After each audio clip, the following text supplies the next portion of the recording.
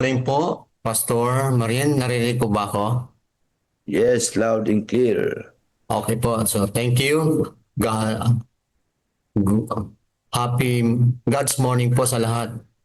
Ang ating babasahin po ngayon sa umaga pong ito sa makikita po sa 2 Samuel chapter 2. Ganito po ang sinasabi at nangyaring pagkatapos nito na sumangguni si David sa Panginoon at nagsabi kay Ahon, "Aahon ba ako sa alinmang bayan ng Huda?" At sinabi ng Panginoon sa kanya, "Aahon ka." At sinabi ni David, "Saan ako aahon?" At kanyang sinabi, "Sa Hebron." Sa gayon umahon si David doon at ang dalawang niyang asawa ni si Animohan na si Jisrelita at si Abigail na asawa ni Nabal na Karmelita. At mga lalaking kasama niya ay inahon ni David. Bawat isa'y kasama ang kanilang sambahayan. At sila'y nagsitahan sa mga bayan ng Hebron. At ang mga lalaki ng Huda ay nagsiparaon at kanilang pinahiran doon si David na hari sa sambahayan ng Huda. At kanilang sinaysay kay David na ang mga lalaking na si Habis Galaad ang siyang naglibing kay Saul. At sinabi ni David, nagsugo ng mga sugo sa mga lalaki na si Habis, Galaad at sinabi sa kanila, "Pagpalain kayo ng Panginoon sapagkat inyong ipinakita ang kagandahang loob na ito sa inyong Panginoon. Kay Saul ang inyong inilibing siya. At ngayon ipinakita nawa sa inyo ng Panginoon ang kagandahang loob at katotohanan at ako'y naman ay gagawa rin sa inyong na ganitong kabutihan sapagkat inyong ginawa ang bayan na ito. Kaya nga patibayan ninyo ang inyong mga kamay at kayo mga kalalakihan sapagkat ang inyong Panginoon si Saul ay patay na at ako'y pinahiran ng sambahayan sa Huda na naging hari sa kanila. Ngunit kinuha ni Abner na anak ni Ner na kapitan ng hukbo si Saul at si Isboset na anak ni Saul na kanyang hinatid sa Am Maha, Mahanaim at kanyang ginawa siyang hari sa Galaad at sa mga Asurita at si Jezreel at sa Ephraim sa mga Benjamin at sa buong Israel. 40 taon ang gulang ni Isboset na anak ni Saul nang siya'y nagpasimulang maghari sa Israel.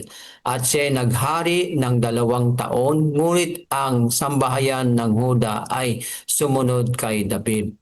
At biglang ng mga araw na si David ay naging hari sa Hebron. Nagsambahayan ng Huda ay 7 taon at 6 na buwan.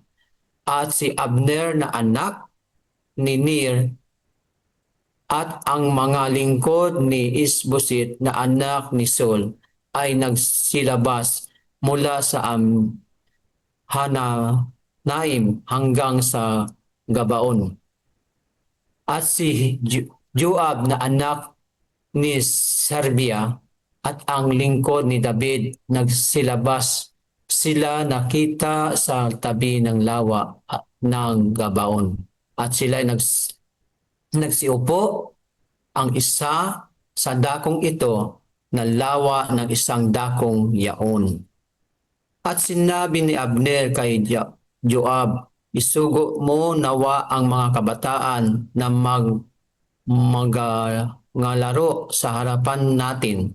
At sinabi ni Joab, mga siparoon sila. At magkagayon nagsibangon at nagsiparoon ayon sa bilang ng 12. At si Benjamin ang kay si Boset na anak ni Saul 12 sa mga lingkod ni David. Kanilang hinawakan ang bawat isa sa ulo at kanilang kalaban at sinaksak at kanilang tabak tagiliran ng kanilang kalaban at sa gayon nagabuwal ang silang makakasama kaya't ang dakong ayon sa tinawag ni Helikat Hasurim nasa Gabaon. At nang pagbaka at nagpakabagsik ng araw na iyon at sinabi ni Abner na ang mga lalaki ng Israel nangatalo sa harapan ng mga lingkod ni David. Nagkaroon ng 3 anak, si Sarbia, si Buad at si Abisia at si Asahel, at ang Asahel ay matulin ng mga paa at putulin ang mga paa na gaya ng mga usa sa paraang.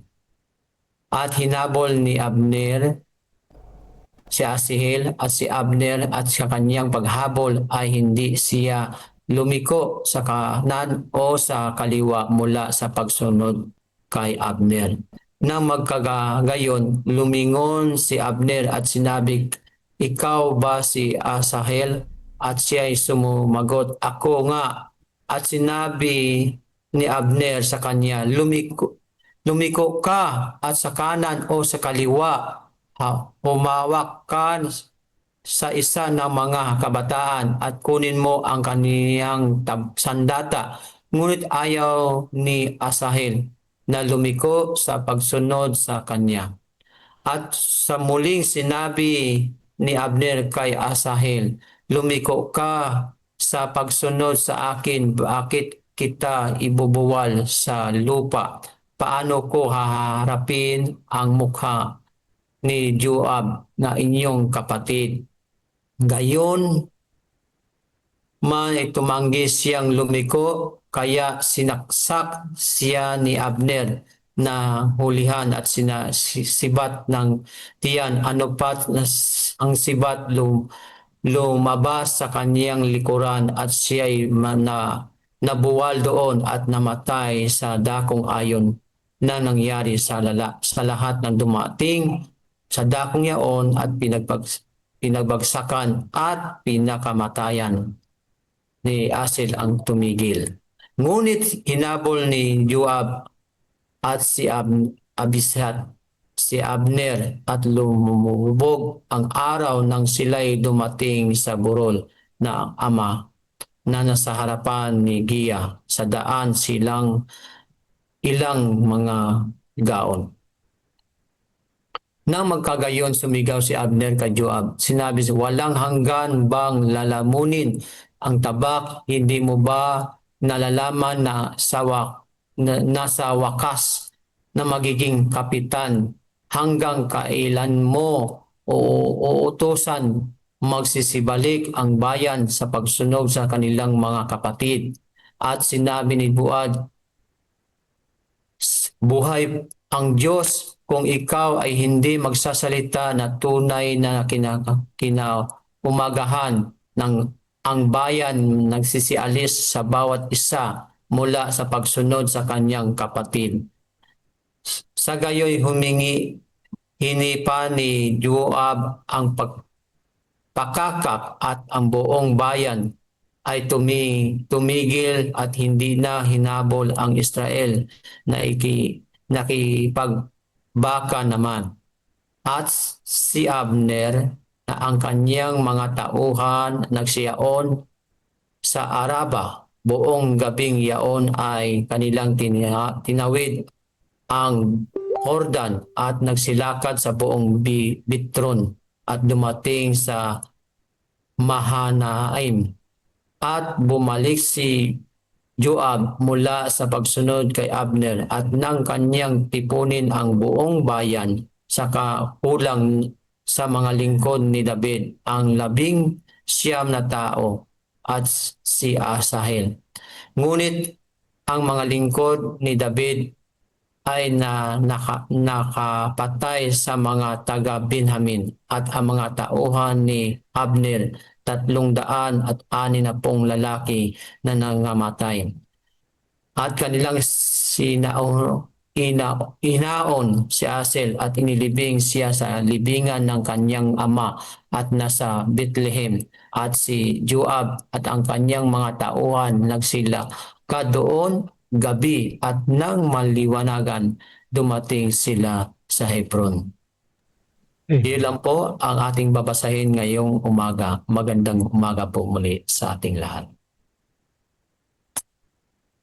Lahat po ay magsabi ng Amen. Amen. Amen. Salamat po, Pastor Joel, sa iyong magandang talatang binasa. Akin pong hinihilingan kung narito po si Pastor Jezreel Mandihar. Nagbibigay po sa atin ng reflection, Pastor Jezreel. Yes, good morning. Morning. Happy God's morning. Maraming salamat sa nagbasa ng ating banal na kasulatan sa Samuel, 2 Samuel chapter 2. Ang akin ay 2 Samuel chapter 2 verse 1 to 16. May tatlong R ako na reflection dito, mga minamahal na mga kapatid. Ang una kong reflection dito ay sa verse 1, isang napakagandang relasyon o intimate relationship ng ni David sa Panginoon. Okay, nagtatanong siya dito. Sabi niya, pagkatapos nito, sumangguni si David sa Panginoon. Pumunta ba ako sa alinman ng mga lungsod sa Huda? At sinabi ng Panginoon sa kanya, pumunta ka. At sinabi ni David, saan ka pupunta? Saan ako pupunta? At kanyang sinabi sa Hebron. So may yung kanyang relasyon sa Panginoon ay napaka-intimate dahil talagang sa bawat hakbang ng kanyang buhay ay kanyang sinangguni sa Panginoon. Bawat salita o bawat lugar na kanyang pinupuntahan ay kanyang isangguni sa Panginoon. So gano'n na lang yung kanyang relasyon sa Panginoon. Lahat ng kanyang sasabihin o lahat ng kanyang gagawin ay kanya munang isangguni. Kanya munang tanungin ang Panginoon kung saan ba dito. At sa kanyang relasyon, sa kanyang pagsangguni, lahat ng kanyang mga tauhan at kanyang asawa, kanyang mga anak ay kanyang nadala. So, ganun po yung kanyang napaka-intimate relasyon sa Panginoon. Pangalawang reflection ko dito ay masumpungan dito sa verse 4. Verse 4. Sabihin po natin yung verse 4. Dumating ang mga lalaki ng Huda at kanilang binuhusan ng langis si David upang maging hari sa sambahayan ng Huda. Nang kanilang sabihin kay David ang mga lalaki ng Jabes Gilead at siyang naglibing kay Saul. Pangalawang arko dito ay receiving God's promise once more. May tanong ako muna dito. Konting katanungan lang. Ilang beses ba binuhusan si David ng langis? Sino makasagot? Sino pwedeng sumagot dito? Ilang beses si David binuhusan ng langis? Okay. Kaya receiving once more God's blessing dahil pangalawang beses ito na binuhusan si David ng langis. Unang beses doon sa 1 Samuel 16 verse 13. Noong secret na pagbuhos ng langis ni Samuel, prophet Samuel kay David. No? So yun po yung una. Pangalawa dito sa 2 Samuel 2 verse 4. So yes, 2 verse 4. And then, Ang pangatlo ay 2 Samuel chapter 5 verse 3. Yan, masumpungan natin. Yun yung panahon na siya din ay binuhusan ng langis na maghari na sa buong Israel. Yan. Yun po yung 3 beses na binuhusan. Kaya receiving once more God's blessing. Kasi kung pumunta siya sa Hebron, binuhusan siya ng langis ng Panginoon. And not only receiving, kanya ding shinare yung kanyang mga blessing. Dahil yung mga pumunta ng mga kalalakihan, sabi niya, nawa pagpalain kayo ng Panginoon. Nawa kayo ay lumakas. Kanyang pinapanalangin, kanyang binigyan ng blessings din. So yan po kaganda yung napakabuting loob ni David. Kaya siya tinawag ng God own after heart. So yun po yung kanyang pangalawang R na gusto ko i-share. Ang pangatlong R dito sa, simula ko yan dito sa may verse 8 to 16 actually na, dito na, dalawa po yan. Bali, ito na po yung dalawang bagay ng pangatlong R na gusto kong i-share. Reborn in the way that God wants you to be. Yan yung unang R. Unang reborn. Dahil binigyan ngayon ng pagkakataon ni Abner si Ishbosheth na maging hari sa Israel. Anak ni Saul. Pero si Saul ay yung namatay si Saul, para bang eager sila na magkaroon na ng hari agad. Yun po yung naging nangyari. Pero ang nangyari doon ay ilang taon lang. 40 years na si Ishbosheth, pero ang kanyang pagiging hari ay 2 taon lang, no? 2 taon.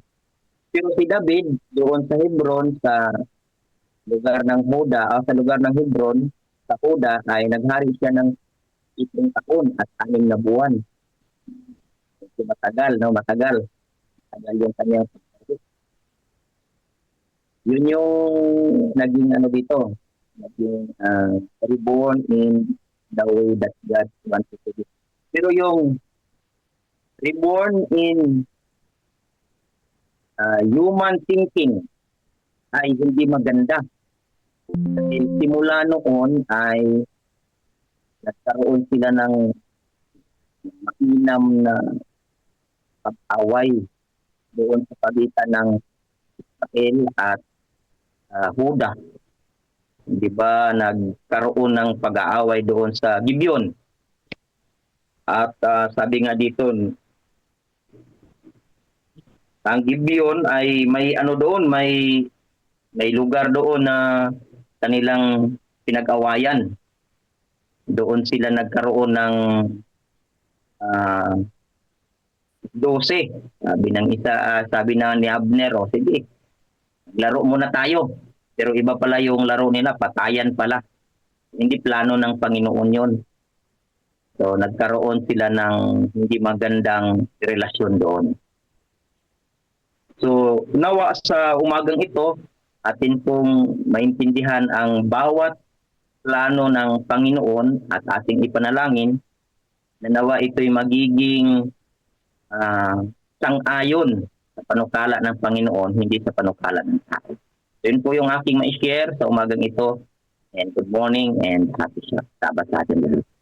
Amen. Amen Maraming po. salamat, Pastor Yusrel, sa iyong 3 R. Ngayon po, akin pong tatawagin si Pastor Dominic Carpintero. Andito ka, Pastor Doms?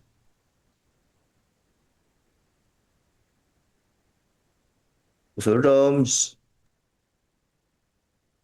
Kung wala Wala po, siya, mga Pastor minamahal Ernie. ko. Yes, Pastor Wala June. si Pastor Ernie. Wala siya. Okay po, salamat po. Kung wala po, ay atin na pong babasahin ang mga Pastor comments Seth, sa ating nagtataas ng chat kamay. box. Pastor Seth. Yes, Pastor. Good morning. Good morning. Okay. Magbigay lang po ako ng systematicong theological na reflection, mga kapatid, sa 2 Samuel chapter 2. Ito po ay para sa pamilya, pamumuno sa iglesia, at mga manggagawa sa panahon ngayon, mga kapatid. Ang 2 Samuel chapter 2 po ay isang kabanata ng transition mula sa kaguluhan tungo sa kaayusan, mula sa pangako tungo sa katuparan. Hindi ito kwento ng biglaang tagumpay, mga kapatid, kundi ng pamumunong marunong maghintay.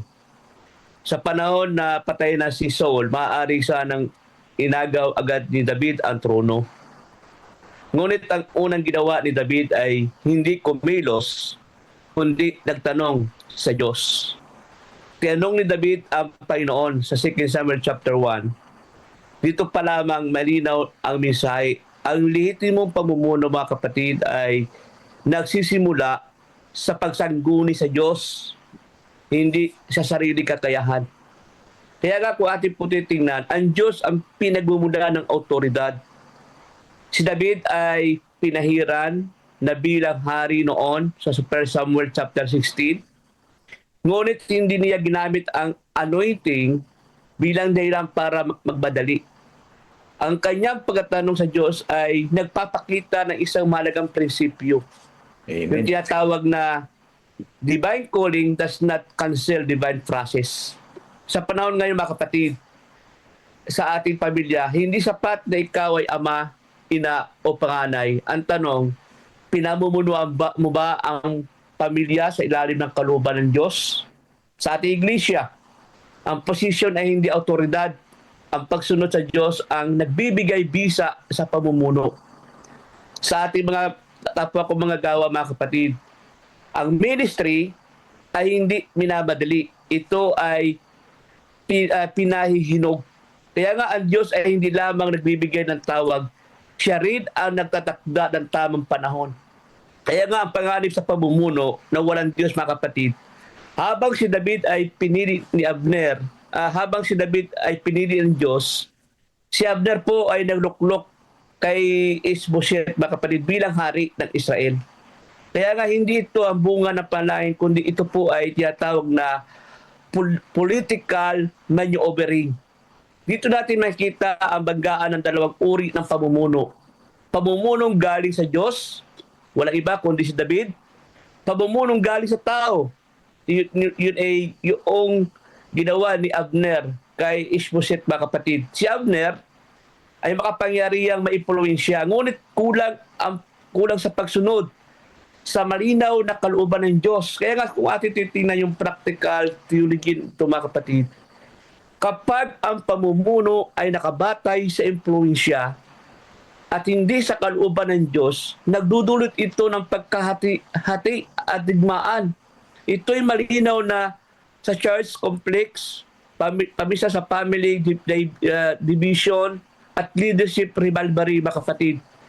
Kaya nga, ang trahedya at alita sa gitna ng bayan ng Diyos, ang laban sa pagitan ng tauhan ni David at ni Abner, mga kapatid, yung 2 Samuel chapter 2, verse 12 hanggang 32, ay isang malungkot na larawan ng kapatirang yung kapatirang nagiging magkaaway. Kaya nga, alabanan ay napakabangis, mga kapatid. Kaya nga, sa digmaan, sa loob ng bayan ng Diyos, hindi tanda ng lakas, kundi ng kawalan ng pagpapasakop sa Diyos. Kapag ang ego ng mga namumuno, mga kapatid, sa ating iglesia o saan man, kahit ang bayan ng Diyos ay nagiging larangan ng digmaan. Kaya nga sa ating pamilya ngayon, mga kapatid, kapag walang pagpapakumbaba, nagiging kompetisyon ang relasyon. Kahit po sa ating simbahan, kapag posisyon ang pinaglalaban, nawawala ang misyon. At sa ating ministry, kapag pangalan ang mas malaga kaysa sa layunin, nagkakawatak-watak ang gawain. Kaya, mga kapatid, ang pamumunog nagbubunga ng kapayapaan, mga kapatid. Sa 2 Samuel chapter 2, nagtuturo ng tunay na pamumuno. Nagsisimula sa panlangit, marunong maghintay, hindi pinipilit ang sarili. May malasakit sa kapayapaan ng bayan ng Diyos, mga kapatid. Ito yung uri ng pamumunong kailangan sa ating panahon ngayon. Hindi maingay, hindi marahas, kundi matatag at maka-Diyos, mga kapatid. Yun lang po, at pagpalain tayo ng ating Panginoon. Maraming salamat sa magandang reflection, Pastor Seth. Nais ko pong basahin po ang nasa comment section natin sa chat box. Sabi po ni Brother Sunny Talusan, si David ay pinahiran na maging hari sa 1 Samuel 16. Ngunit sa 2 Samuel chapter 2, bahagi pa lamang ang kanyang nasakop. Dito ay pinayagan ng Diyos ang isang hindi ganap na tagumpay.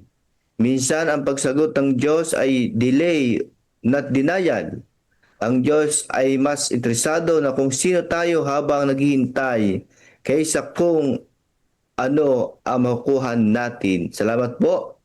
Ang Diyos ay hindi minamadali kahit tahimik, tama ang kanyang plano.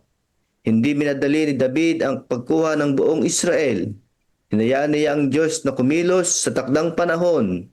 Kadalasan, ang pagmamadali ay nagbubunga ng takot, hindi ang pananampalataya.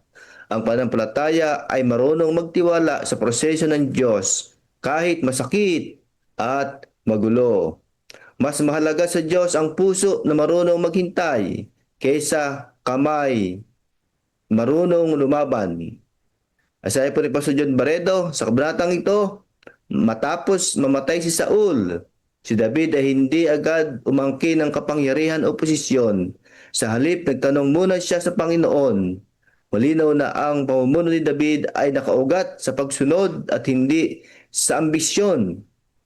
Tinuruan tayo ng Diyos na ang tagumpay na galing sa Kanya ay hindi kinakailangang ipaglaban ng maling paraan. Kung ang Diyos ang nag-angat, siya rin ang magtatatag sa Kanyang oras at sa Kanyang panahon. Maraming pong salamat. Ang sabi po ni Brother Jonathan Maglonso, Happy Sabbath and Happy God First Morning.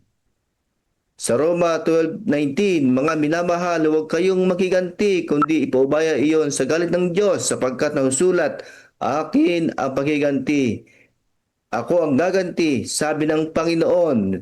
Sa 2 Samuel 2, sabi ni Pastor Joel Pilartos, natutunan ko na ang tunay na pananampalataya ay marunong maghintay at makinig sa Diyos. Gaya ni David, kahit may pangako na kailangan ko pa rin itanong, Panginoon, saan mo ako nais ngayon? Hindi lahat ng pangako ay agad natutupad. Minsan ito'y dumarating ng paunti-unti upang hubugin ang ating puso.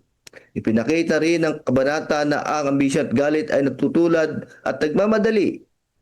Pagkahati ngunit ang awa at pakumbaba ay kalugod-lugod sa Diyos kahit sa gitna ng hindi malinaw na sitwasyon. Ang Diyos ay kumikilos. Mga minamahal kong mga kapatid, maraming pong salamat sa inyong comments at ito'y nagbibigay ng lakas ng ating pananampalataya. Last comment, si Brother Romel. At po siyang bigyan ng ilang minuto. Ayan po, magandang umaga po muli sa atin po mga kapatid. And happy Sabbath and happy God First Morning po sa atin. May mga nakita lang po ako dito na magandang punto sa ating pong binasa. Sa 2 Samuel verse 2, napakaganda po ng paglalarawan dito. Gusto ko lang po itong basahin at kunting paliwanag. Ang sabi po dito ay ganito, naglalarawan ang 2 Samuel ng simula ng paghahari ni David sa Huda. Pagkatapos ng kamatayan ni Saul na nagpapakita ng pag-aaway sa pagitan ng taga-suporta ni David at taga-suporta ni Isboset sa panig ito ni Saul, si Isboset mga kapatid. Ang trahedya ng pagkapantay ni Asahel sa kamatayan ni Abner at ang pagtitigil sa labanan dahil sa kabaitan at katarungan ni Joab na nagpapakita ng mga aral sa pagiging hari, digmaan sa kapatiran at sa patnubay ng Diyos kahit sa gitna ng tunggalian. Alam niyo mga kapatid, gusto kong ibigay po itong aral. Unang aral mga kapatid nakita ko dito, ang paghahari ni David, si David ay pinahiran ng Diyos. Ngunit ang pagtanggap sa kanya ay nagsimula ng isang bahagi lamang ng Israel na nagpapakita na ang landas ay paghahay ay hindi madali at puno ng pagsubok. Mga kapatid, nakita natin ang buhay ni David kung paano siya ginamit ng Panginoon, but mayroon pong mga pagsubok sa kanyang buhay. Kaya mga kapatid, tayo bilang lingkod ng Panginoon, sana po wag tayo manghina sa ating pong paglilingkod. Dahil alam natin, pag tayo po ay tinalaga ng Diyos bilang mga lingkod ng Panginoon, ako'y naniniwala na hindi po madali. Pero kung tayo ay laging nakadepende sa ating Panginoon, sigurado tayo po ay kanyang sasamahan at hindi niya po tayo iiwan. At ang sabi niya, hanggang sa katapusan, ako ay sasama sa inyo. Kaya ito yung nakita ko po sa buhay ni David. Ang pangalawa, sabi po dito, digmaan at pagkapatiran. Alam niyo mga kapatid, dito yung mga ano sa atin, mga digmaan actually sa mga magkakapatid. Ang sabi dito, nagkaroon ng labanan sa pagitan ng mga lalaki ni David at sa mga lalaki ni Busit. Kahit magkamag-anak, napansin niyo mga kapatid, naglaban sila na nagresulta ng kamatayan ay pinakita ni Abner ang kagandahang itinigil ang pagpatay dahil sa pagiging magkamag-anak. Isang paalala, ang kagandahan ng pagkakaisa. Alam niyo mga kapatid, tayo mga kapatid bilang magkakapatid sa iglesia, dapat natin itong tularan ang itong mga binabanggit po sa atin ngayong umaga. Dahil po ayaw ng Panginoon ang ito pong mga pamaraan na tayo po ay magkawatak-watak. Nawa ang mga binasa natin ito ay atin lamang itong pagbulay-bulayan palagi. Huwag po nating sabihin na ay ano lang yan, talagang nangyayari yan. Pero ang gusto ng Panginoon, tayo po ay magkaisa. Yun po kapag may mga leader tayong handang maglingkod. Ang pangalawa sa huli mga kapatid, nakita ko po dito ang karunungan ni Joab sa kabila ng galit at paghihiganti.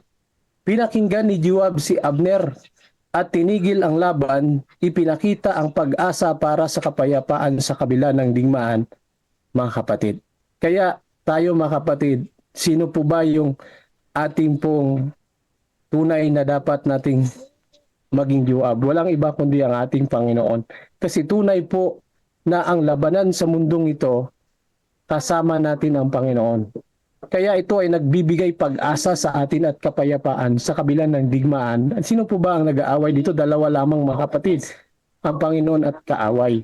Kaya mga kapatid, tayo dapat ay magkaroon ng laban na sangayon po sa kalooban ng ating Panginoon. At ito ay magbibigay pag-asa sa lahat ng mga tao na hindi pa po nailapit sa ating Panginoon. At huli mga kapatid, ang Diyos sa gitna ng tunggalian. Bagamat puno ng kaharasan, ang kabanata, ipinapakita ang Diyos ay gumagabay kay David. Nakita niyo mga kapatid? At sa kanyang mga tao, kahit sa mga simula ng kanilang paghahari na naghahanda para sa pag-iisa ng Israel sa ilalim ng ni David. Alam niyo mga kapatid, pinapakita ng itong mismong ating binasa na si David mismo ay ginagabayan ng Diyos. Kaya tayo din mga kapatid, bilang mga lingkod, anuman ang posisyon natin sa ating iglesia, sa ating mahal na Pangulo, mula sa kanya hanggang sa pinakamababa, hanggang sa kapatiran, mga kapatid, alalahanin natin na ang Diyos ay gumagabay sa atin. Tayo po ay magkaroon nawa ng pagkakaisa hanggang po sa kanyang ikalawang pagdating. Nawa mga kapatid, pagpalain tayo at patuloy tayong maglingkod sa ating Panginoon na mayroon pong kababaang loob sa lahat ng mga tao. Happy God First Morning po sa ating lahat mga kapatid. Amen. Dahil po ng pinagpala, magpuso po tayo mga minamahal kong mga kapatid. Akin na pong hinilingan si Pastor Joel Pilartos sa panalangin. Okay po, tayo po ay manalangin. Panginoon, turuan mo kaming maghintay at makinig sa iyo. Tulad ni David na nais po naming hanapin ang iyong kalooban kahit may pangako na hubugin mo ang aming puso sa panahon ng paghihintay. Alisin mo ang pagmamataas at galit at punuin mo kami ng awa at pagkumbaba. Turuan mo kaming na magtiwala sa iyo sa lahat ng bagay upang kami lumago sa pananampalataya at gawin mo kaming pagpapala sa lahat ng tao, sa bawat tao na aming masasalamuha at maging pagpapala rin sila sa amin. Maraming salamat Panginoon sa pagpatawad ng nagawang kasalanan. In Jesus' name, Amen. Amen. And Amen.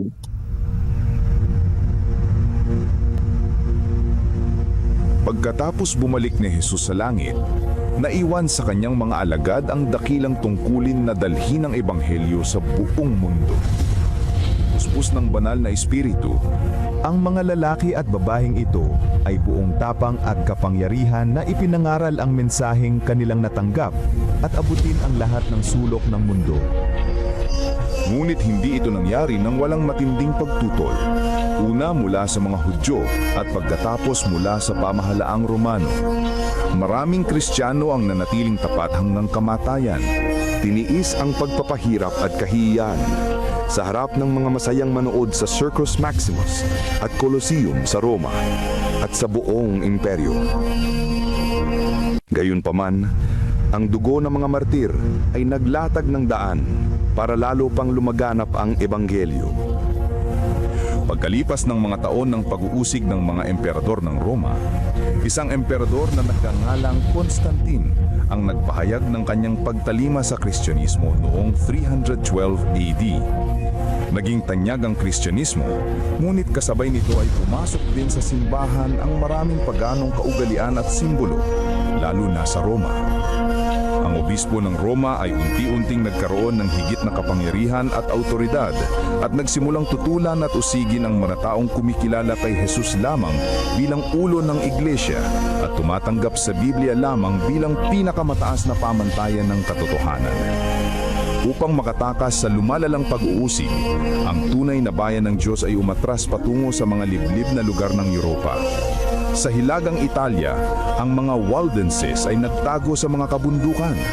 Marami ang pinatay ngunit patuloy na nagningning ang liwanag sa kadiliman sapagkat ang Diyos ay nananatiling may kontrol. Siya ay nagbangon ng mga lalaking tulad ni Wycliffe, Hus, Tyndale, Luther, Calvin at Zwingli upang tumindig para sa katotohanan. Ipinaglaban nila ang Biblia lamang, pananampalataya lamang, at si Kristo lamang. Noong 1798, sa katuparan ng propesiya sa aklat ni Daniel, ang kapangyarihang panrelihiyon at pangpolitika ng simbahang Romano ay pansamantalang nabawasan nang alisin ni General Berthier si Pope Pius VI sa kanyang trono. Kasunod nito, nagkaroon ng malaking pagkagising sa interes tungkol sa mga propesiya ni Daniel at marami ang naniwalang malapit nang bumalik si Jesus. Sa Estados Unidos, pinangunahan ng Baptist preacher na si William Miller kasamang daang-daang ibang tagapangaral ang pagtuturo tungkol sa pagbabalik ni Kristo noong 1844. Subalit nang hindi bumalik si Jesus noong 1844, masusing pag-aaral ng Biblia ang nagbigay liwanag sa isang maliit na grupo na ang ministeryo ni Kristo sa makalangit na santuaryo ang dahilan ng kanilang matinding kabiguan. Natuklasan nila sa Biblia na ang ikapitong araw ay Sabat na itinalaga ni Jesus para sa kanyang bayan. Unti-unti nilang naumawaan na ang kanilang misyon ay ipangaral ang mensahe ng tatlong anghel sa Apokalipsis 14. Bilang mga Seventh-day Adventist, ang layunin nila ay ipangaral ng may kapangyarihan ang walang hanggang ebanghelyo at ihanda ang mundo sa pagbabalik ni Kristo. Mahigit sa 160 years na ang lumipas, mga taong dumaan sa dalawang World War, maraming kampanyang militar, mga krisis sa ekonomiya, ang pagtaas ng ateismo at sekularismo at pagdami ng populasyon ng mundo. Dumami rin ang mga natural na kalamidad na pabalik-balik at lumalala. Sa panahong ito, ang misyon at mensahe ng iglesia ay mas may kabuluhan at mas agaran kaysa dati. Si Jesus ay malapit nang dumating at ang mundo ay dapat na maihanda. Maghanda sa pagsalubong sa Diyos. Amen. Amen. Ngayon po mga kapatid, atin pong hilingan si Pastor Jopet Bernabe sa atin pong morning devotion reading. Siya po yung nakasign po sa Arayat District. Pastor Jopet. God first morning po sa ating lahat and happy Sabbath. Okay lang po, Pastor Ernie, yung audio po at saka Yes video. po. Maliwanag po, Pastor. Okay, thank you po. Ang title po ng ating pong devotional ngayong umaga, ang Kanyang Pamilya. Ang talata po ay makita po dito sa Matthew 12 at 50. Sapagkat sinumang gumagawa ng kalooban ng aking Ama na nasa langit ay siyang aking mga kapatid na lalaki at babae at ina. Nagpapasalamat ako sa Diyos para sa mga magulang na pinili niya para sa akin. Napupuno ng pasasalamat ang puso ko para sa kanilang mga makadiyos na buhay kapag nakaupo ako sa harap ng kanilang lapida. Nang magretiro ang mga magulang ko, lumipat sila sa estado kung saan ako nakatira. Matapos pumanaw ang aking ina, nakipag-usap ang aking ama sa akin tungkol sa hinaharap na alam na ang kanyang kalagayan ay napakahalaga sa akin. Nagtatrabaho ako bilang ministro sa loob ng halos 15 taon at sinabi niya sa akin na kung ako ay hihilingin na mangaral sa ibang estado at naramdaman kong ito ay tawag mula sa Diyos, dapat akong pumunta kahit na nangangahulugan ito na maiiwan siya sa California. Hindi ko kailanman kinakailangan na tawirin ang tulay na iyon. Ngunit napakapalad ko na magkaroon ng mga magulang na inilagay ang mga prioridad ng kaharian ng Diyos sa ibabaw ng kanilang sarili. Habang naglilingkod si Jesus, dumating ang kanyang pamilya upang makipag-usap sa kanya. Ibinigay ni Marcos ang isang panloob na pagtingin sa kanilang motibo. Nang mabalitaan iyon ng kanyang sambahayan, mga kamag-anak, pamilya, lumabas sila upang siya'y pigilan sapagkat sinasabi ng mga tao, wala siya sa sarili. Noong simula, walang mga kapatid ni Jesus na lubos na nakauunawa sa kanyang misyon. Ang ilang mga miyembro ng kanyang pamilya kalaunan ay naging mga influential na leader ng komunidad ng mga Kristiyano. Nang dumating ang kanyang ina at mga kapatid sa lugar kung saan siya nagsasalita, ay nagsabi sa kanya, narito ang iyong ina at mga kapatid ay nakatayo sa labas at ibig kanilang makausap. Ngunit sumagot siya at nagsabi sa kanya, sino ang aking ina at sino-sino ang aking mga kapatid?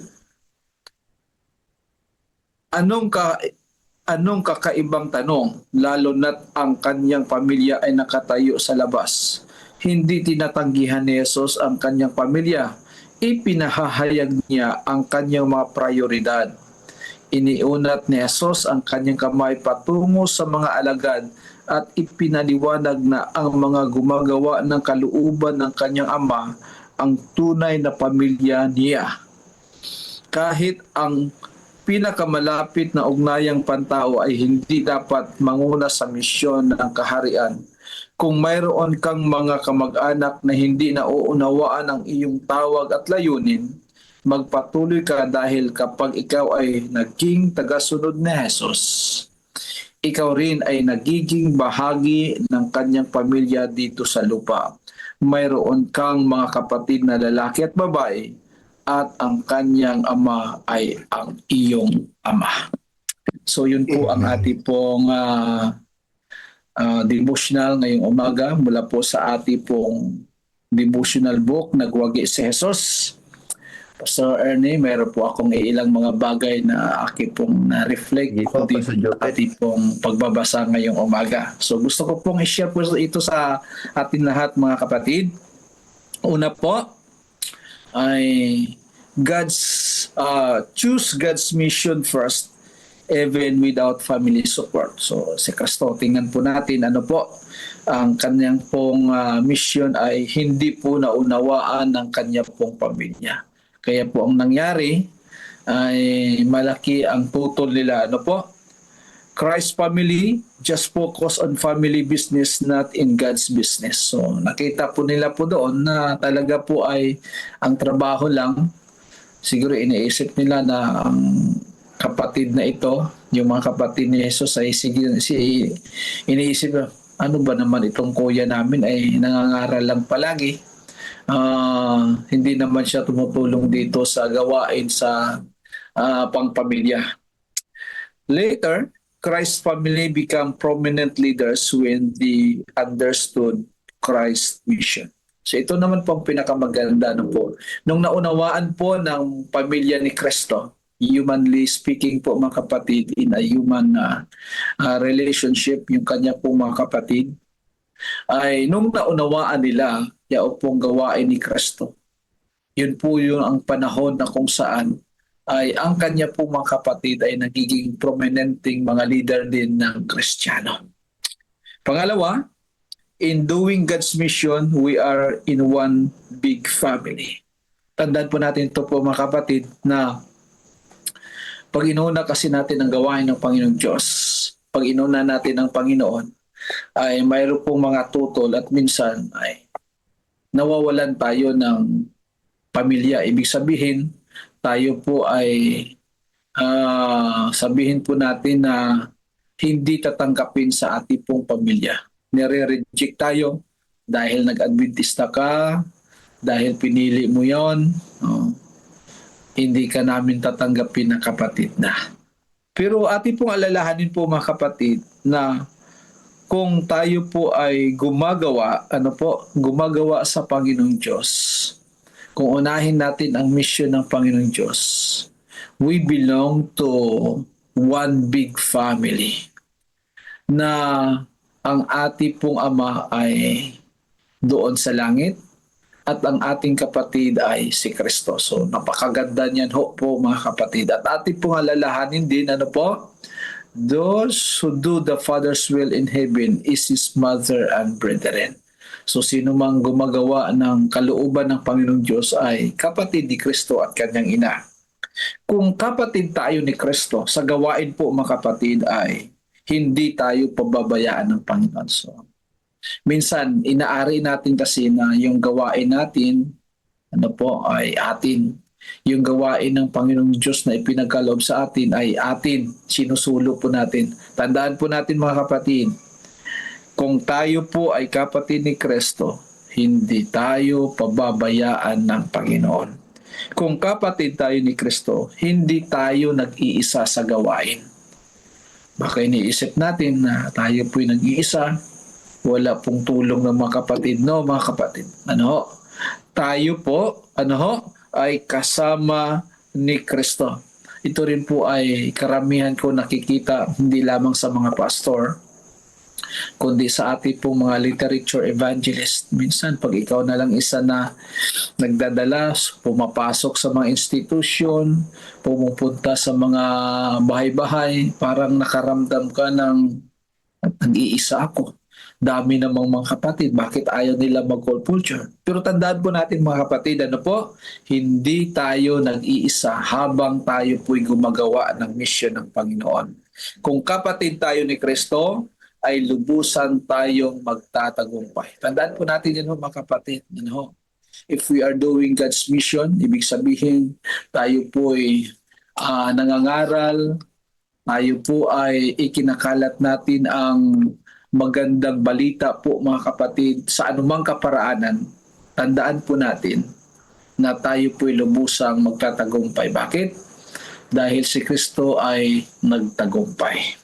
Ang ugnayang pantao ay maging tunay na pagpapala kung ito'y piliin una ang misyon ng Diyos. So, tingnan po natin si Kristo po mga kapatid. Nung hindi po naunawaan ng kanya po mga kapatid, yao pong misyon ng kanilang kapatid na isang Mesiyas, ay wala hong yung pamilya nila hindi nagiging matagumpay. Pero nung naunawaan nila ang misyon ni Kristo, yao pong ugnayang pantao po mga kapatid ay nagiging pagpapala. Ibig sabihin, yung relasyon nila doon kay Kristo na ito po ay bilang tao, ay ito po ay nagbigay pa ng lakas na kung saan sila po'y matingnan ng ibang tao na sila po'y gumagawa ng misyon ng Panginoong Diyos. Last point po, families are made for God's mission. Tandaan po natin po mga kapatid, na ang ating pong mga pamilya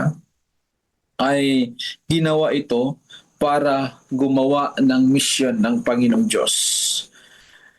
When the family of Christ understood His mission, they become witnesses even at the foot of the cross. So ito po, tingnan po natin mga kapatid, nung naunawaan ng pamilya ni Kristo ang mission, even at the foot of the cross, nandoon ang kanyang ina na nagsuporta at nagbigay po ng pagpapatunay na ang kanila pong sinusunod na ito na Panginoon, ang siyang tunay na Diyos, ito po ay Mesiyas. Ganon din po tayo mga kapatid, na pag naunawaan natin ang misyon na ipinagkaloob ng Panginoong Diyos, kahit pa sa kamatayan, ay ating pong dadalhin ito. Kahit pa ang kamatayan, paharapin po natin. Bakit?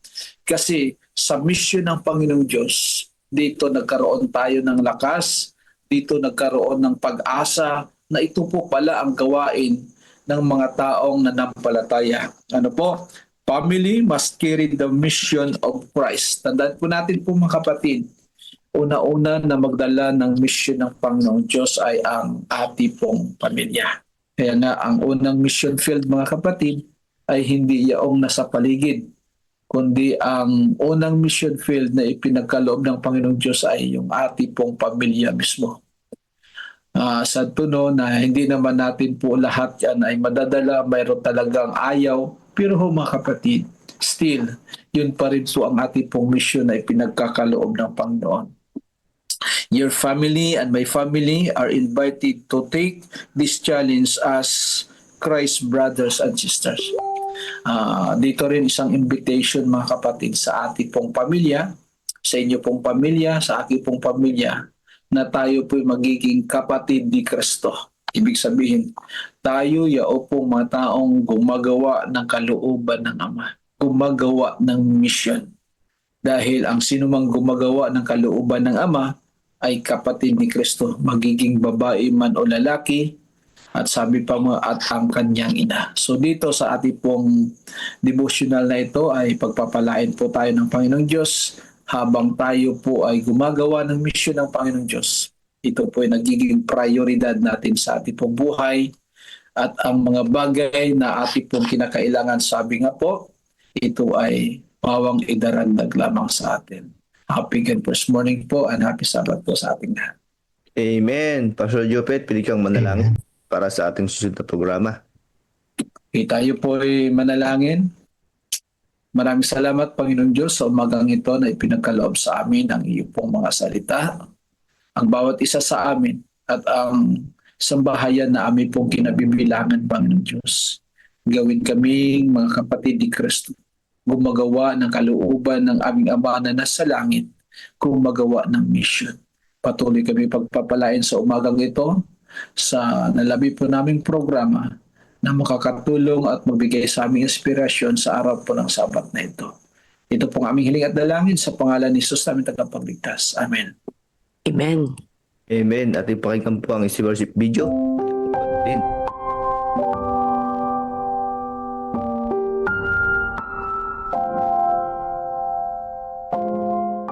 Si Jesus ang tagapag-impok, ako naman ang gumagastos. January 10. Offertory Reading Devotional. Si Jesus ba ay isang tagapag-impok o isang tagagastos? Siya ang perpektong halimbawa ng mapagbigay, isang dakilang tagapagbigay. Ngunit walang mababasa sa Biblia na siya'y maluho o labis gumastos, kahit na mayroon siyang pagkakataon sa lahat ng oras. Kahit noong ipinakita niya ang kanyang walang limitasyong kayamanan sa pamamagitan ng himalang pagpapakain sa mahigit 5,000 tao mula sa wala, hindi pa rin siya naging aksaya. Inutusan pa nga niya ang kanyang mga alagad na tipunin ang mga natira, hindi lamang ang mga buong tinapay at isda, kundi maging ang bawat piraso. At ano ang dahilan niya? Upang walang masayang. Juan 6:12. Napansin mo ba iyon? Kaagad na inipon ni Jesus ang 12 basket ng mga pira-piraso pagkatapos niyang patunayan na kaya niyang magbigay ng napakaraming pagkain sa isang iglap. Na kahit pa masayang ang 12,000 basket ay hindi iyon magiging problema.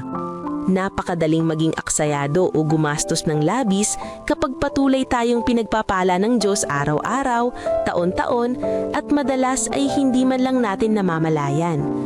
Madalas tayong gumagastos sa ating mga bahay, sasakyan, bakasyon, libangan at sa ating kabuuang pamumuhay. Samantalang si Jesus ay nag-iimpok. Hindi ba nararapat na tayo rin ay magtipid? Panawagan.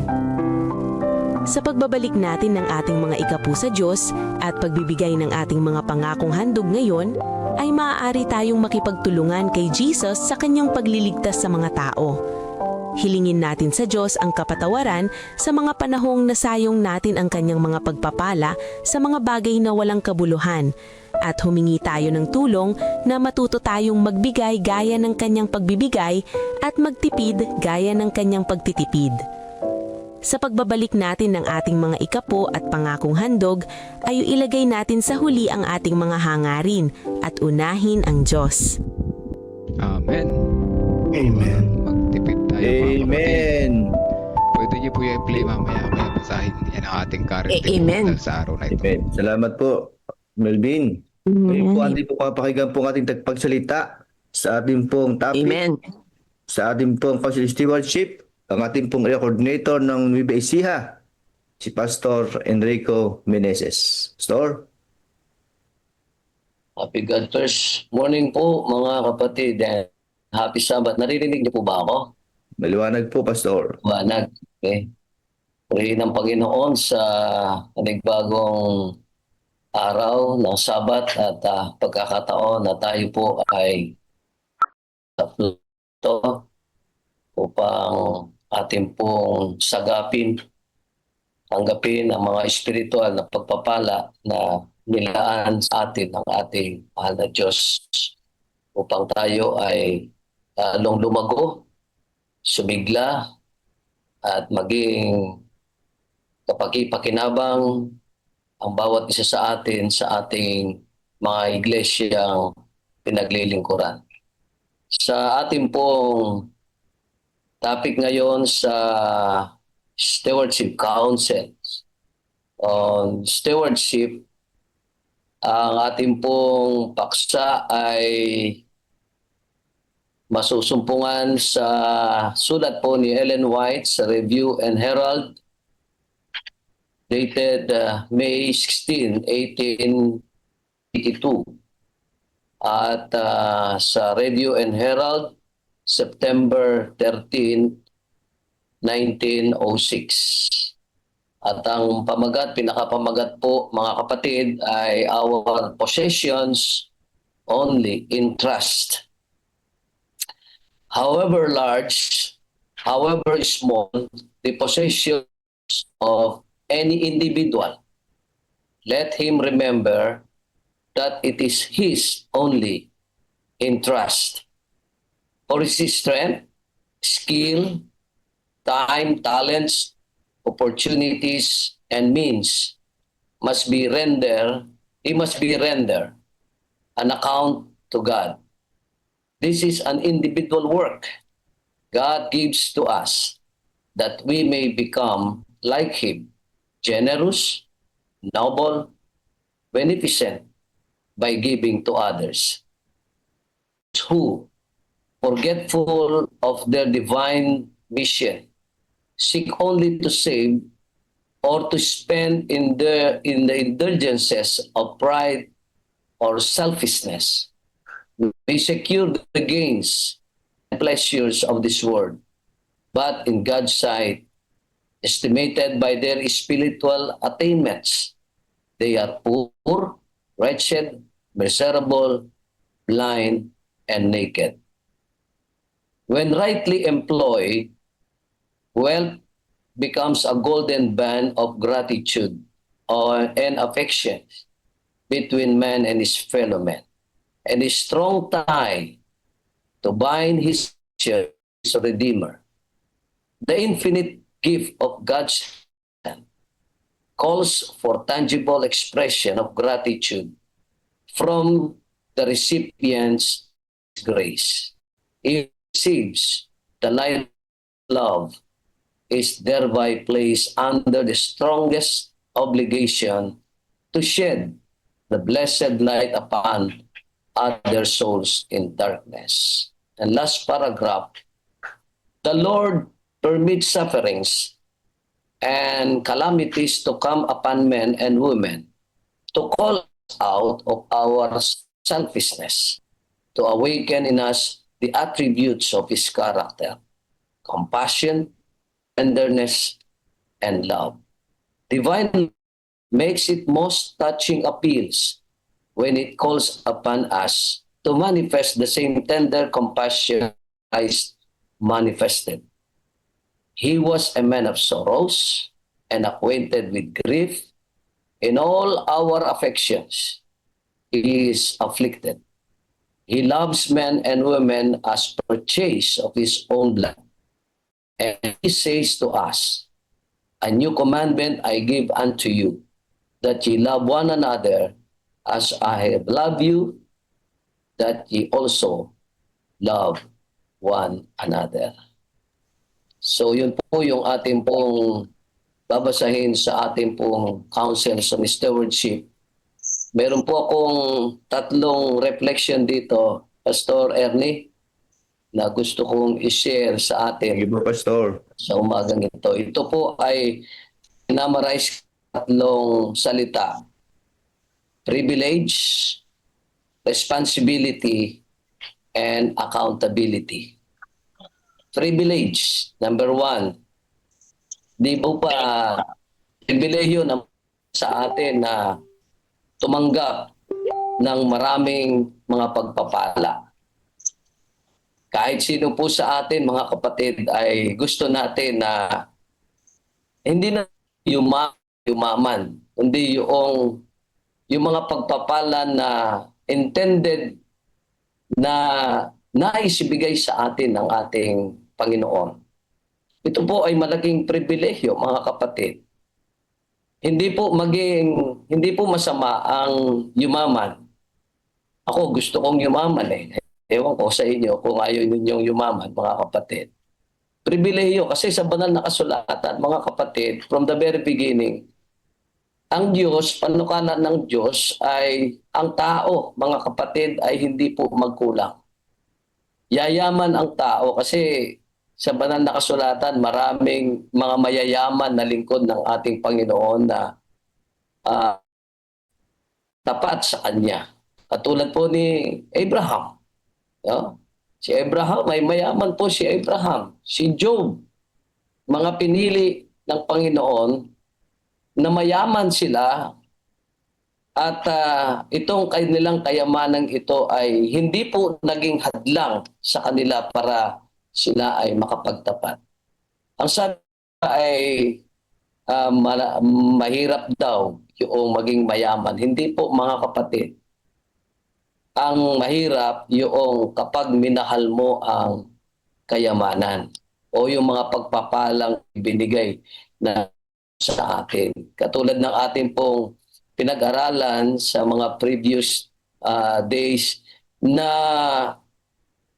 pagka yung kayamanan ay siyang niyakap mo at binitawan mo yung pagyakap mo sa nagbigay, ay doon nagkakaroon ng hindi magandang resulta sa ating buhay.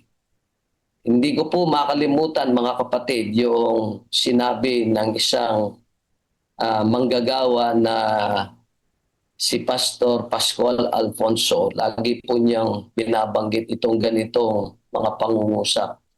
Ang sabi niya, money is a good servant. Ang salapi daw ay mabuting alipin, mga kapatid. Pero sabi niya, but money is a bad master.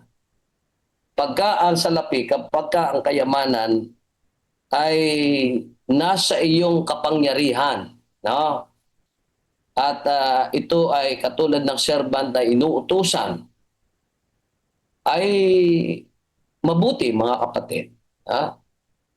Ibibigay niya sa iyo yung kaligayahan. Pero kapag ka ang salapi ay unti-unti na naging siyang Panginoon mo, abay hindi na po maging maganda yan mga kapatid. Nagiging bad master na. Subalit, kapag ka ito po ay rightly employed, ang sabi po sa atin dito, number one mga kapatid, nagiging channel of blessing tayo sa ating po kapwa. Kaya sabi niya dito, itong mga kayamanan ito, whatever it is, sinabi niya dito na yung ating lakas, yung ating skills, time, talents, opportunities, and means, pagka ito po ay nasa tamang kaparaanan sa kalooban ng ating Panginoon na ginamit natin ito, nagiging nagtatali sa atin sa ating pong damdamin at pagmamahal sa ating pong kapwa. Maramdaman po natin na yung tayo po hindi yung sila yung lalapit. Tayo na yung lalapit.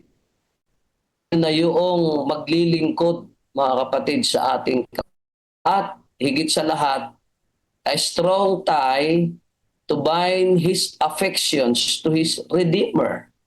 Yan. Magkakaroon ng lalong may na ugnayan ang isang tao na pinagpala ng Panginoon kapag kanyang ginagamit ang mga blessings na kanyang tinatanggap mula sa kanyang tagapagligtas.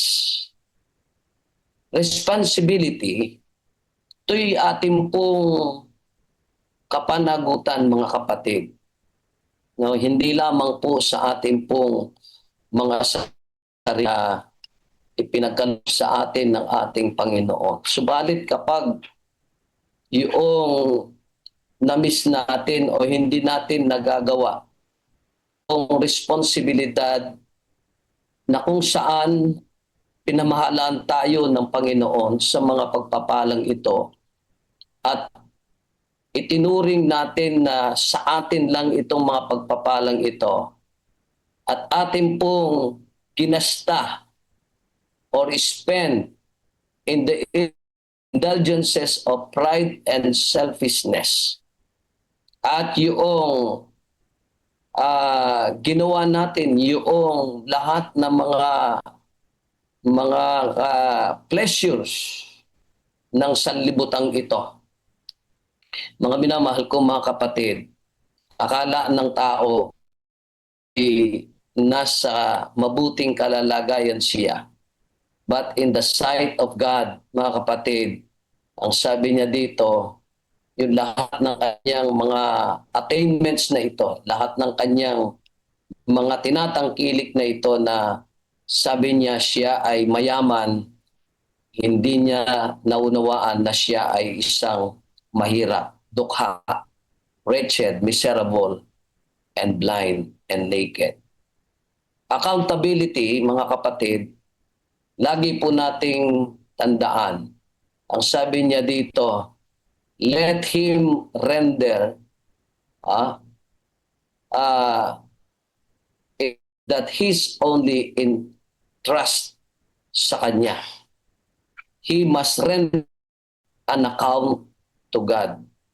In the long, mga kapatid, ang lahat ng mga pribilehiyong ito na isinyer sa atin ng ating Panginoon, responsibilities na ine-expect ng Panginoon sa atin na atin pong gagawin sa kanyang ikapupuri ng kanyang banal na pangalan. Mga minamahal ko, tayo po ay magiging accountable sa kanya. Wala tayong maililihim sa ating Panginoon. Ito man ay hayag o lihim, maging yung mga damdamin o ipinapanukala natin. Lagi po natin itong tandaan, He must render an account to God. Kaya ang Panginoon lagi niyang ginagawa sa atin kapag tayo ay nakakalimot. Ang sabi niya dito, mga kapatid, Lord permits sufferings and calamities come upon men and women to call us out of our selfishness. Ito yung matinding sakit ng tao sa kanyang pagkakasala. O, napakahirap mga kapatid na gamutin yata itong kasalanan ito, yung pagiging makasarili. Na talagang kumbaga ay cancer ito sa sakit na sa ating physical na karamdaman, sa ating spiritual na karamdaman, yung pride and selfishness. Subalit, alam niyo mga kapatid, napakabuti ng Panginoon na bagamat tila baga na itong mga ipinapahintulot ng Panginoon na sufferings and calamities, as if itong mga karanasang ito ay sometimes na sa tingin natin unfavorable ito sa atin. Ayaw nating tanggapin, ayaw nating maranasan. But the Lord permits upang tayo ay tawagin niya, upang tayo ay kanyang gamutin sa ating pong pagiging makasarili, and to awaken in us the attributes of His character. Ano? Compassion, tenderness, and love. Nawa mga kapatid, sa umagang ito pong maiksing reflection natin at pagbabasa natin sa Councils on Stewardship, tayo po ay, kung hindi man biglaan, kundi dahan-dahan na tayo tinuturuan ng Panginoon upang tayo po, mga kapatid, ay mailagay niya sa tamang kalalagayan at unti-unti, dahan-dahan, ibinabalik niya tayo sa kanyang larawan kung ano yung likas ng ating tagapagligtas. Ang pinaka-mission, mga kapatid, ng ating Panginoon sa buhay natin, katulad ng sinabi ni Ellen White, upang maibalik, to restore the lost image of God in man. Kaya purihin ang Panginoon, mga kapatid, sa umagang ito, na sa mga ganitong mga prinsipyo ng kanyang mga salita, tayo po ay lumalago sa biyaya at pagpapala at pag-ibig ng ating mahal na Diyos. Maraming salamat po at happy God first morning and happy Sabbath sa ating lahat. Amen. Amen. Pala, Amen magsabing amen. Amen. Maraming pong salamat mga kapatid. We will proceed now to our acts prayer sa ating pong adoration and confession, si Pastor Charlito Mesa, at sa ating pong Thanksgiving and supplication ay Sister Net Lazaro.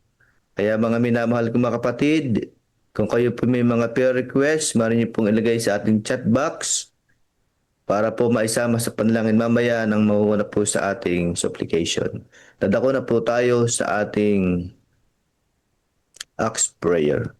Atin po munang pakinggan ang isang Yun po ating sound sa music bago tayo manalangin sa ating prayer.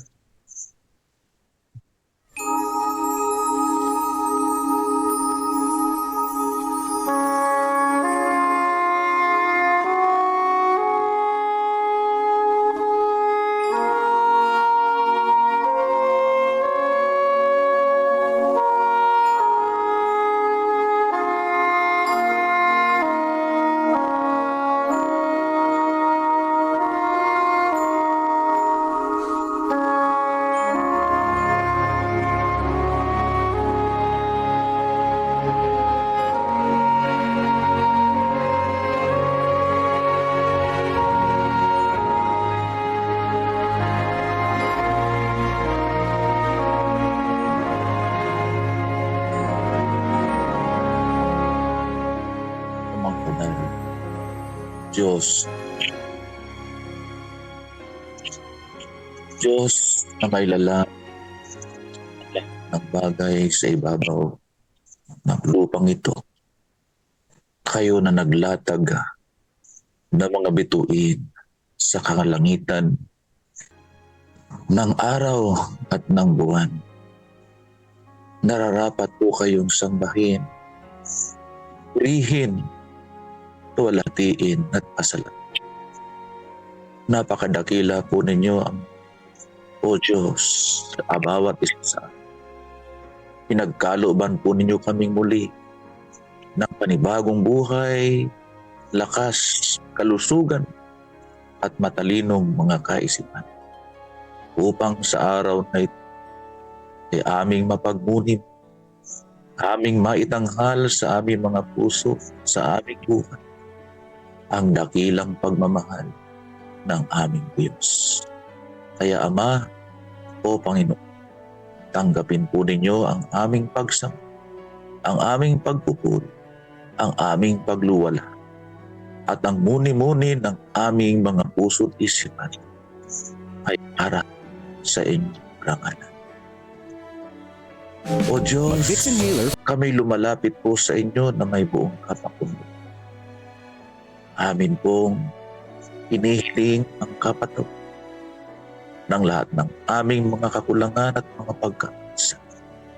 Maging ito ay nagawa namin sa mga lihim o sa mga hayag na dalisayin po ninyo, Panginoon, ang aming mga kaluluwa, ang aming mga buhay, upang ang pagdulog po namin sa inyo sa umagang ito, kami ay ginawang karapat sa biyaya at sa katuwiran ng aming Panginoong Hesus na siyang ibinalabal sa amin, buhat ng kami pagkalooban ng kanyang awa, ng kanyang kapatawaran at ng kanyang buong pagmamahal.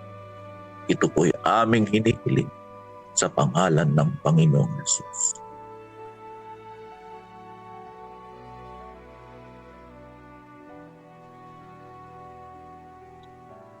Internet, yun po.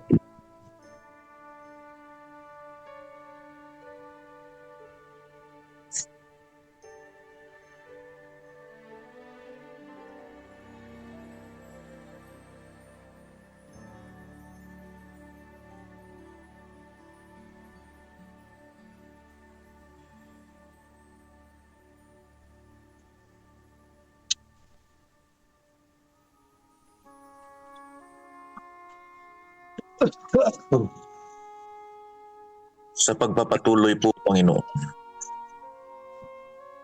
nais po naming pasalamatan kayo sa inyong mga pagpapalang ipinagkakaloob sa bawat isa. Pinasasalamatan namin ang pagbangon nyo sa amin sa umagang ito. Pinuspos nyo kami ng buhay at kalakasan. Pinagkalooban kami ng inyong mga pagpapala. Pinasasalamatan namin, Panginoon, ang inyong dakilang pag-ibig sa amin na ginagawaran ninyo kami ng walang hanggang pagmamahal, na anupat kami naman ay patuloy na maging kabahagi ng inyong dakilang paglilingkod pagbabahagi ng pabalita ng kaligtasan, pagbabahagi ng pag-asa para sa inyong dakilang araw ng pagbabalik.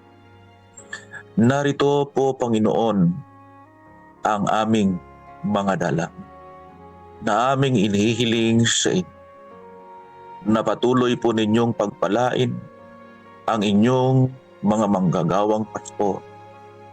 Aming dinadalangin sa inyo si Pastor Joel Pilatos, si Pastor Gisrel Mondihar, si Pastor Jopet Bernabe, si Pastor Enrique Moises.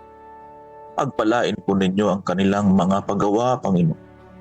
Pagpalain ninyo ang kanilang mga pamilya, ang kanilang mga anak, ang kanilang mga angkan, na sila'y maging daluyan ng mga pagpapalang nagbubuhat sa inyo, lalo na sila'y inyong inatasan upang ipangaral ang dakilang pabalita ng kaligtasan. Mapuspos po sila, Panginoon, ng inyong banal na Espiritu, at sila ay hahayo na mayroong kagalakan, mayroong kalakasan, tangan-tangan ang dakilang pangako po ninyo na hindi po ninyo sila pababay. Patuloy po naming dinadalangin ang kapakanan ng CLPM Headquarters Project, ang mga pamilya na kung saan ay makikisangkot sa dakilang gawain. That every family be a builder. Nais po aming Panginoong maitatag ang proyektong ito sa pamamagitan ng inyong biyaya na ipagkakalob sa mga pamilyang nasasakupan ng Central Luzon Provinces Mission, upang ang project na ito ay maitayo sa lalong madaling panahon, upang maging sentro ng inyong liwanag at ng inyong dakilang kaligtasang dala sa ibabaw ng lupa. Aming dinadalangin, Panginoon, ang kapakanan ng mga Seventh-day Adventist schools sa buong teritoryo ng CLPM, ang mga elementary schools at ang nag-iisang academy, ang Central Luzon Adventist Academy. Pagpalain po ninyo ang mga tagapanguna, ang mga punong guro, ang mga officers na kumakatawan sa paaralan. Bigyan niyo po sila ng mga kaisipan upang mapalawak pa po ng maigi ang dakilang gawain ng Ministeryo ng Edukasyon, na ito ay maging isang lugar para sa paghubog ng mga kabataan na palalaguin at sila'y maging handang lubos sa dakilang paglilingkod sa inyo, hindi lamang sa lupang ito, kundi maging sa bagong langit at bagong lupa. Panginoon, tulungan po ninyo ang mga magulang na nagpapaaral sa kanilang mga anak. Mapunuan ang kanilang mga pangangailangan sa araw-araw. Pagpalain po ninyo ang mga mag-aaral na sa kanilang puso, isipan ay magiging pasya nila na anuman po ang mangyari. Patuloy silang mananatili sa dakilang adhikain na makamtan ang Kristiyanong edukasyon. Pagpalain po ninyo, Panginoon, ang mga school na kung saan ay mayroong mga pangangailangan, na magkaroon na po sila ng single grade sa kanilang mga paaralan, katulad po ng minimithi at dinadalangin ng Malolos Adventist Elementary School at ang Pan Adventist Elementary School. Pagpalain din po, Panginoon, ang buong manggagawang mga LEs, mga literature evangelist sa buong misyon, naway patuloy pong ang kasigasigan ng pagbabahagi ng mga babasahin at ng mga libro ay patuloy pong madala sa bawat pintuan ng nasasakupan ng misyon, upang sa magkaganon ang dakilang pabalita ng kaligtasan ay mahayag sa pamamagitan ng mga alain dala. Salamat po, Panginoon, na inyong pagpapalain ang mga iglesia na mayroon pong ginagawang mga pangangaral, katulad po ng San Vicente Church sa East Bulacan District, na magsisimula po ngayon hanggang sa petsa 24 ng Enero. Pagpalain po ninyo ang mga tagapagpaganap, ang mga mangaral at ang mga kapatid. Ganon din ang mga makikinig. O Diyos, sa bahagi pong ito ay aming inilalagay sa inyong banal na paanan. Ang kapakanan ng mga kapatid naming mayroong mga masasamang karamdaman. Pagpalain po ninyo sila at makamtan nila ang kagaling, panunumbalik ng kanilang mga kalakasan, ang kanilang pagre-recover sa kanilang mga pagkakasakit ay maranasan po nawa sang-ayon sa inyong banal na kalooban. Hindi lamang po mga pagkakasakit sa mga pisikal na mga kalalagayan, kundi maging sa espiritual na kalalagayan na inyong patuloy na pagaling. Amin pong dinadala sa inyo sa oras na ito si Brother Samson Lacambra, si Virgie Gabriel, si Estrella Fernandez, si Clarita Isguera, si Jenny Yumang Viray, si Norin Miranda, si Warlito Asuncion, si Lucy Crisologo, si Sikaya Ana, si Diane Rose Mateo, si Elizabeth German Beck, si Jem Muya, si Sister Gina Santos, si Sister Lina Barredo, nanay po ni Pastor June, si Brother Ramon Rojas, si Sister Susie Caranza, si Sister Nimpa Limbaro, si Brother Dan Isguera, si Sister Lucel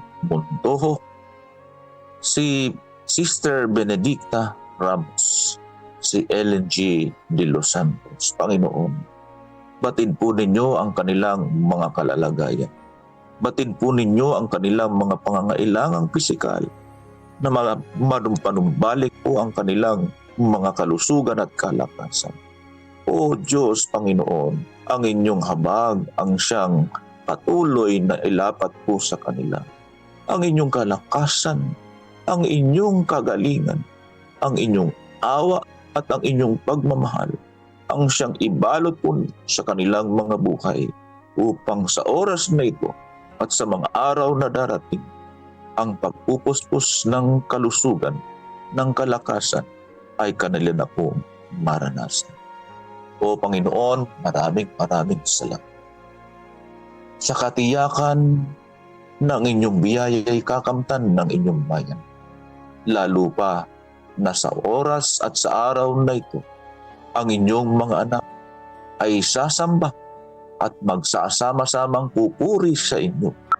Nawa ang banal na Espiritu, ang tagapanguna ng aming buhay sa lahat ng katotohanan at katuwiran, ang siyang pumuspos sa bawat isa sa araw na ito upang sa magkaganon kami ay maging daluyan ng inyong katuwiran, ng inyong katotohanan, ng inyong pagmamahal, ng inyong pagliligtas at ng inyong pangako. Isinsana, Panginoon, hindi lamang kami na inyong mga hinigang, kundi ang mga taong kung saan ay inyong pinipili upang maging kandidato para sa pagtanggap ng inyong mga pagpapala ng buhay at kaligtasan at ng mga pangakong inyong nilalag sa bawat taong sasampalataya at tatanggap sa inyo bilang tagapagligtas. Panginoon, pagpalain po ninyo ang bawat isa na nasa platform na ito, nakikinig sa kung saan mga lugar naroroon sa buong misyong ito, sa lahat ng mga nakikibahagi sa programang ito ay maging kabahagi ng inyong dakilang biyayang tinanggap at tatanggapin pa sapagkat ito'y aming dinadalangin, pinasasalamatan, alang-alang pong lahat sa matamis at banal na pangalan ng aming Panginoong Jesus. Amen. Amen. Amen. Amen. Amen. Amen. Amen. Ang misyon ay hindi natatapos sa ating mga iglesia. Ito ay patuloy na isinasabuhay sa ating mga tahanan, sa ating mga komunidad at sa bawat puso na nagmamahal sa Diyos. Ngayon, tinatawag tayong lahat na makiisa sa isang dakilang adhikain. Building up for mission. Ang Central Luzon Provinces Mission ay naglulunsad ng isang pambihirang pagtutulungan, ang CLPM Headquarters Development Partnership Campaign. Hindi lamang ito tungkol sa pagtatayo ng isang gusali, kundi sa pagtutulungan ng mga anak ng Diyos upang itayo ang tahanan ng misyon. Isang lugar kung saan uusbong ang mga programa, manggagawa at paglilingkod para sa kaharian ng Diyos. Sa ilalim ng unang pamamaraan na tatawaging 5,000 Families for the Mission Home, inaanyayahan ang bawat pamilya na maging katuwang sa gawaing ito bilang isang Mission Home partner. Layunin nating magkaisa bilang isang malaking pamilya sa pananampalataya. 5,000 pamilya na magpapahayag ng pagsuporta sa pamamagitan ng 1,000 piso bawat buwan sa loob ng isang taon. Ang bawat pamilya ay maaaring makibahagi sa iba't ibang paraan. Una, sa tithes and offering envelope na ilalagay sa others bilang CLPM Headquarters Project. Sa bank deposit o CLPM online giving, at ikatlo sa payroll deduction para sa mga CLPM workers na nais ding maging kabahagi sa programang ito. Ang mahalaga ay sama-samang paglahok dahil sa Diyos, bawat pamilya ay mahalaga. Bilang pagkilala, ang bawat Mission Home Partner ay tatanggap ng Mission Home Partner Plaque at ang kanilang mga pangalan ay itatala sa Wall of Faith ng bagong CLPM Headquarters. Ang mga iglesyang magpapakita ng lubos na pakikibahagi ay kikilalanin bilang Faith Builder Churches. Sa bawat quarter, tayo ay magtitipon sa pasasalamat upang ipagdiwang ang mga kwento ng pananampalataya sa mga panalangin ng pag-asa at ang kabutihang ginawa ng Diyos sa ating kalagitnaan. Ito ay higit pa sa proyekto. Ito ay pagkakaisa. Higit pa sa kontribusyon, ito ay partnership sa misyon ng Diyos. Building up for mission, every family a builder. Amen. Amen.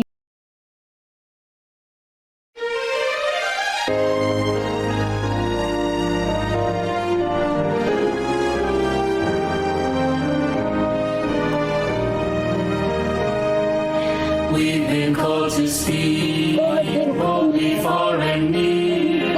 Jesus is the only way. With a humble heart, let us do our part. That's our mission every day. Prophecies fulfilled, there's no time to waste. Let's declare that Jesus saves. Christ so loved the world that he gave his life. This truth we shall proclaim. Grounded in the Bible, focused on the mission till we see him high in the clouds. Soon we'll hear the trumpets, thunder will be sounding. Here he comes, the King of Kings. He descends in glory, majesty and power. What a joyful day that will be. We've been called to pray for the latter rain and to walk in unity. Hand in hand we stand all across the land, reaching for the world to see.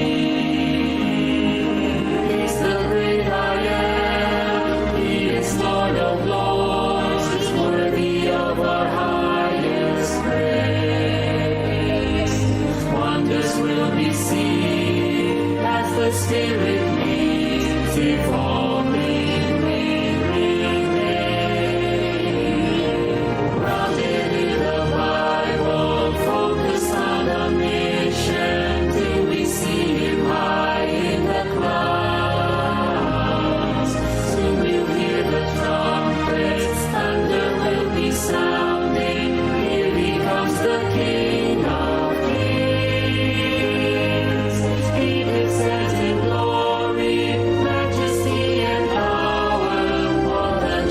joyful day that will be.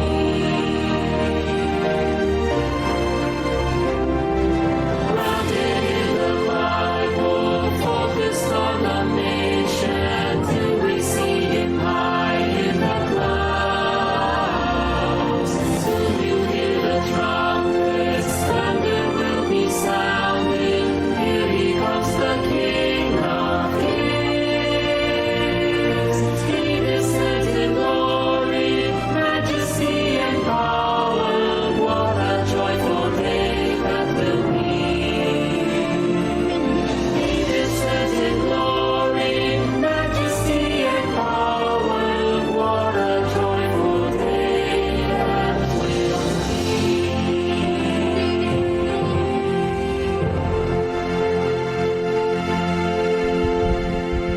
Meneses, pray po tayo. Tayo po'y manalangin.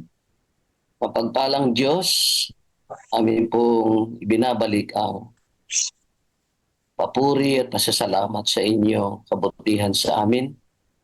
Salamat po sa mga espiritual na pagpapala na inyo pong ibinahagi sa amin upang ang bawat isa sa amin ay lalong lumago kami sa biyaya at sa pagkakilala sa aming Panginoon. At ngayon, O Diyos, maaari po ba na inyong ilapag sa amin ang iyong mahal na bendisyon bago kami maghiwa-hiwalay sa platform na ito. Maranasan namin patuloy ang inyong pag-ibig, ang inyong biyaya.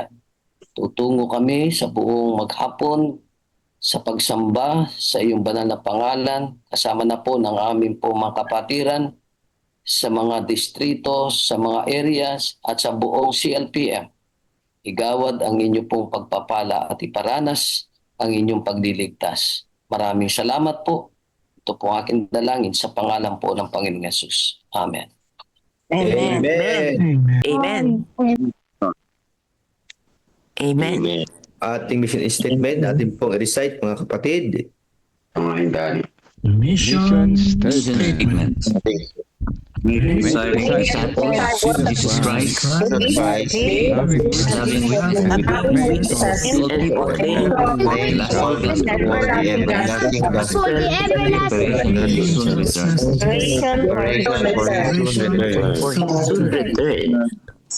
Our method.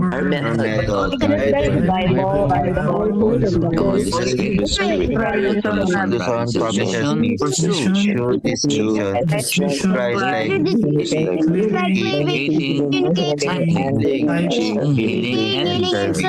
serving. Every church and missional church and missional. I am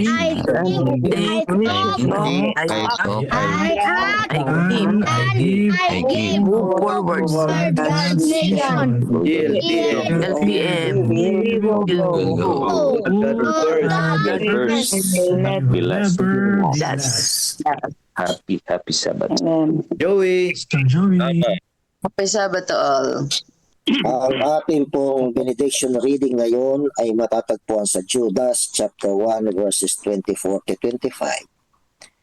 Sa kaniya na may kapangyarihang mag-ingat sa inyo upang kayo huwag matisod at makapagpahayag sa inyo ng walang dungis sa harapan ng kanyang kalulhatian na may labis na kagalakan. Sa iisang Diyos na ating tagapagligtas, sa pamamagitan ni Hesukristo na ating Panginoon, ang kaluwalhatian, kamahalan, kapangyarihan, otoridad, bago pa man ang lahat ng panahon, ngayon at magpakailanman. Amen. Amen. Amen. Maraming pong salamat mga kapatid sa pagsama sa Sabat po mga kapatid. dati po mga participants. Maraming pong salamat. At sa lahat po ng bye-bye sa ating FB Live. Maraming pong salamat. Kaya mga kapatid, ating ibalik ang papuri at pasalamat sa ating Panginoon. Happy Sabbath to all.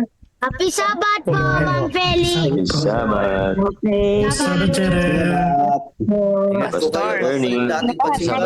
See you in Malolos. Sabbath po. Okay po mga kapatid. Sorry, mamaya po. Sa Sabat po, ma'am. Kilala mo yan. Maaga po tayong lahat. Sabat. Ang mga Sabbath School Superintendent po ay maaga. Yung ating bilang. Jairel, Gab. Sabat natin mga kapatid. Romel, happy Sabbath. Happy Sabbath.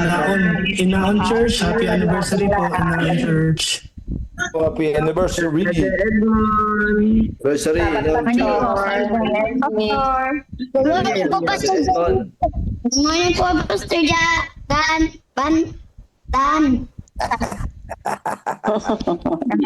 Ang saya-saya. Next President Jairel. Pero po yung harassment, mahal na Pangulo. Good morning. Meron po. Sige po. Makinig po kayong lahat. Mahal na mahal ko po kayo. Amen. Salamat din po. Okay po mga kapatid, salamat po sa ating Panginoon. Bukas po ng umaga, ating pong CLP, meron po tayong Mission 26 Orientation. Salamat po sa mga nag-register. Salamat po sa Panginoon at tayo po ay sama-sama bukas ng maghapon sa araw po ng linggo, mga kapatid. Pastor God Henry, bless may po. tanong ako. See you tomorrow. Doon daw po ba sa bukas na orientation, virtual orientation, ay mag-breakout room or hindi? Yung po ay face to face. Hindi po breakout tomorrow. Face to face po po yun. bukas. Face to face. 18 pa po yun. Si 18 po yung virtual. si 18 po yung Melvin, January 18. 18 pa yun. Yung 18 Opo, pala bukas po face to face po tayo sa ating Balibagong Church. Salamat po sa inyong naligaw ako. inquiry. Kayo naman eh. Pastor na officer yun? Ano po yun, mga NDR leader, elder. Iba pala yung bukas, iba. God bless po sa ating lahat, guys. Talagang ganon. Kahit yung pogi rin ay excite. Pambira, Pastor. Talaga naman. Yung po mga nag-ano po ng t-shirt, ano ho, pakireserve namin yung payment, 250. Kung hindi po Sabat. Salamat po. Salamat sa lahat, mga kapatid. Happy Sabbath. Agahan natin sa church, mga kapatid. Okay po, salamat po. God bless po. God bless. God bless. Bye-bye. At yan ang ating devotional sa umaga na ito, mga kapatid. At alam ko ay kayo ay na-bless sapagkat inuna natin ang Panginoon sa araw ng Sabat na ito. At muli magpapatuloy tayong makasama ang Panginoon sa kanyang bahay-sambahan. At nawa, magawa nating maka-attend ng maaga. Bigyan na natin ng ating pagbabago ang ating sarili. Pag-attend natin before 8 o'clock sa church. Kung di mag-umpisa, tayo po yung magsimula ng family time ng 8 o'clock, mga kapatid. Isang pamilya, dalawang pamilya ay mahalaga tayo ay makapagsamba sa tamang oras. God first morning po sa ating lahat.